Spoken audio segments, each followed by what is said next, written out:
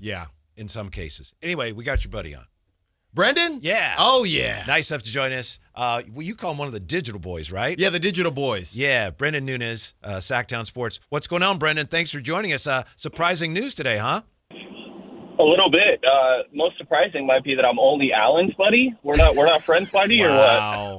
We go beyond that. You and Alan are buddies. You and I are, Okay. It goes deeper than that. That's you know right. that. Okay. Yeah. Okay. Yeah. But yeah, a lot going on. You guys went through the laundry list a little bit to start the show off, but certainly a lot of updates. And interesting timing to get the Shams tweet in the middle of us talking to Doug Christie there. But Yeah, if you could describe how that went a little bit for us, Brenden.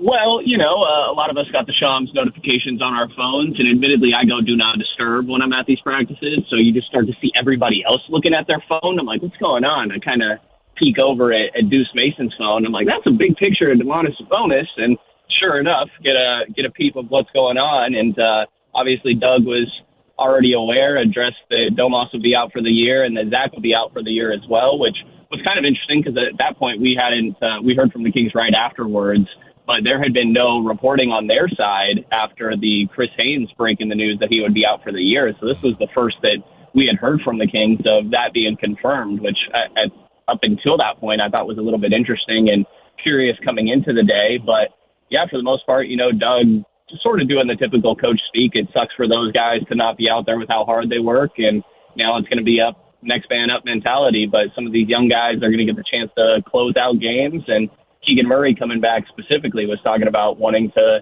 be a closer. So I do think as much as, losing games plays into their benefit with staying in that one spot and not being able to drop a little fifth in the lottery, being competitive in these games does matter for these players. Brenden, the Domantas Sabonis piece, I know you said it was a bit surprising. Just throughout your time with the sitting one game and he wasn't playing certain fourth quarters or not a lot of fourth quarters, how surprised are you? And going back to some of the situations we've seen with, let's call it De'Aaron Fox last season, once the Spurs were a bit out of it, how much of this do you think this could be the Kings situationally versus Domantas Sabonis really needing to get this taken care of? I mean, it's a combination of both, right? Like you guys said, anytime you got to go under the knife, obviously it's something serious. And I think that's typically the case when you have a meniscus injury, even the partial tear that he had going on. But as we know, I mean, he's a guy that likes to play through injuries. And I think you saw him try to do that throughout times this season. This is me just speculating, but I would imagine that if they were actually in the playoff hunt, that this probably could be something you could do in the off season instead. But it makes sense that this is the time of year to do it. I had some conversations with people among the organization of hoping he would be back at times earlier this season around sort of trade deadline time, because, again, I think there's value of being competitive in these games, and getting a guy like Keegan Murray and Nick Clifford reps alongside Sabonis, I think does help for their development and their long-term outcomes. But so a little bit surprising, I guess, but at the same time, when you're the worst team in the NBA, you're seeing other teams do this. Like, would Jaren Jackson Jr. have been done for the year if Utah was actually competing? So I thought that we might see him again this year, but also, like I said, I think this is the time of year to do these sort of things, him and Zach being the same as well. Just one more on the Domantas Sabonis piece, Brenden. Not sure if you heard the recovery time, because when you mentioned a good time to do it, I wonder, is this a good time to do it so that he would definitely be healthy in the offseason for possible trade conversations, or am I looking too deep into it? Yeah, I mean, I think the fact that there were teams interested in him and playoff contenders, specifically when it comes to Toronto more so than the Washington rumors, and there may have been another team out there that was sort of interested in Sabonis. I think that, given that and the partial tear already being a known thing at that point, I'd imagine it's not something that's long-term concerning. I can't say that I've looked at previous partial tears and what that timeline specifically is at this point.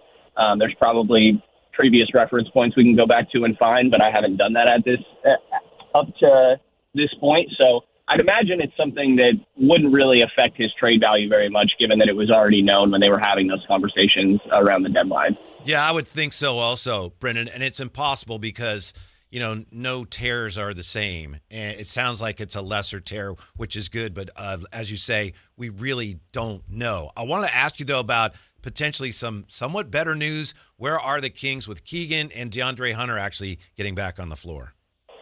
Yeah, I think they're excited about the pairing of those guys. When DeAndre Hunter was acquired, that was a lot of what was mentioned, is having 2 6'8" guys out there with a little bit of switchability. And gosh, you guys know how much the Kings have lacked wings and forwards with size and versatility on both ends of the floor. So I think there's some intrigue about what those guys could look like. And specifically Keegan, man, he's a guy that came into the year talking about he wanted to be in the most improved player conversation. And you don't see him talking like that very often. So he mentioned, the rest of this year that he looks forward to being a number 1, number 2 option and being able to put the ball on the deck and create for himself, and specifically to be the closer in some of these games. And I think that, maybe I'm reading the room wrong here, but I think that if it meant winning a couple games because Keegan Murray's hitting some game winners that he's creating off the dribble for himself, I think that'd be a pretty optimistic thing for what that means for his future. So I think there is some excitement about what that pairing could look like, and gives you some time to still build some chemistry for going into next year. Because if they're losing by 20-30 for, 15 of these final 26 games, I think you have a bad taste in your mouth going into next year. And that may be unavoidable at this point, but I do think that if you can just be competitive and, more so that Meat Clifford dropping 30 against the Cavaliers and you narrowly lose that game compared to the Utah, New Orleans 30-point blowouts that we saw leading into the break here. Brenden, Dylan Cardwell was another name that popped up, and when you're initially reading what happened, you see ankle injury, and you think, okay, well, we'll see Dylan when we see him, and then you see reevaluated in 4 weeks. That's dang near half of what's left of the season, maybe more than that. Can you shed some light into how serious it sounds like it is? Clearly it's pretty deep if he's going to be out for a month. Yeah, I'd imagine we'll get more specific wording potentially later today or in the coming days. But to me, that sounds like it's probably a grade 2 sort of sprain for Dylan there. And they said that he was getting in some work yesterday with a couple other guys and ended up rolling his ankle. That was prior to us talking, or that was after we had talked to Doug, so didn't really get to ask him about that. And obviously, as you guys know, Doug absolutely loves that guy. So I'd imagine we're just going to see a lot of Maxime Reynaud and maybe some Drew Eubanks here, but definitely sucks to see Dylan go down as one of the brighter spots of this season. And you thought that maybe he could get 20 points for the first time in his basketball career, never having done that high school, college, or anything like that. So definitely disappointing, and just adds to the laundry list of injuries and struggles that they've had throughout this season. Brenden, thanks. We appreciate it very much. Know you're busy. We look forward to your coverage. It's SactownSports.com, and we'll talk to you soon. Thank you, brother. Appreciate it, guys. Headed to this bowling event. About to see who's the best bowler on the Kings. Keegan said he's not very good, which surprises me a little bit. No, he's just hamming it up. And let me know, because I'm challenging one of them mano y mano. Thanks, Brenden. Thank you, Brenden. Thanks, guys.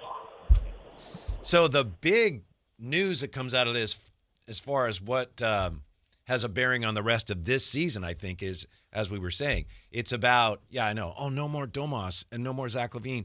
Yeah, but the bigger story, I think, basketball-wise, the rest of this year is Keegan now being the guy again. And how does he respond to that? How do his teammates respond? What does that look like the rest of the way? That's right. So he's got about a month and a half to rock and roll and really take the bull by the horns. We know, and already, as you know, I know you can see it too, already we got people, and I get it. We always get it when we talk about Keegan. People going, hey, he's not a number one. He's not our number one. Yeah, and I'm not saying that Keegan cares what anybody thinks, but I think he cares what he thinks, and I believe he wants to prove some things to himself. And we talked about it a lot in Media Day, and Brenden mentioned it too, because he was really juiced to get out there and kind of show what he could do in a different capacity with De'Aaron gone, with Harrison Barnes gone, and really try to take the reins of the team. And he didn't get that opportunity, but he's going to get, however many games these next couple weeks here, about a month and a half, and we'll see what he can do. I think a lot of this may hinge on the extent to which Russ says, all right, we're setting him up. He's the guy now. Okay, I'll set him up. Yeah, and we've already mentioned DeMar DeRozan. He's been doing it. Not to say Russ hasn't, but DeMar DeRozan, you can tell. Well, he said this is Keegan's team. He said it. And Yeah. at that time, he was still getting to his office pretty often. Right now, DeMar is working from home a good bit. He's not getting into the office as much as he was getting to the office early on the season. When we come back, more on an eventful day